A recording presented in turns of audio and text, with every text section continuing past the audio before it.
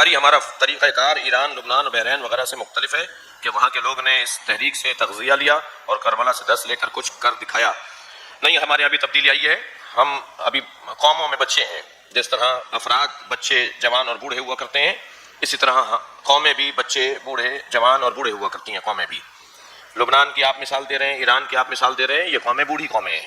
ان کی ثقافت، ان کی تہذیب پرانی ہے. ہماری تہذیب پرانی ہو جاتی ہے اگر ہم سیاسی اعتبار سے کسی اور انداز سے ہوتے. ہمارے ساتھ کچھ ہوا ہے کچھ عرصے پہلے، تو ہمارا وہ پھر دوبارہ سے بچپن آ گیا. کیونکہ جب آپ نے مخلوط کر دیا، جب آپ نے ادھر سے ادھر کر دیا، جب آپ نے جو ہے وہ تبدیلیاں کر دی، تو پھر دوبارہ سے ہم بچپنے کی کیفیت میں چلے گئے. ثقافتیں بدل گئیں، تہذیبیں بدل گئیں، طریقے بدل گئے.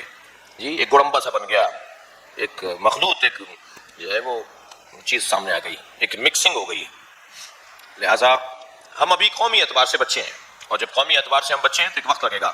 اور میں نے اپنی اس عمر کے اندر، میری 42 سال عمر ہے، مجھے تقریباً 22 سال ہو گئے مجالس پڑھتے ہوئے، اور شاید اس سے زیادہ، 22 سال سے تو اشرے پڑھ رہا ہوں، اس سے زیادہ ٹائم ہو گیا مجالس پڑھتے ہوئے، رباعیاں پڑھتے ہوئے اور ذاکری کرتے ہوئے.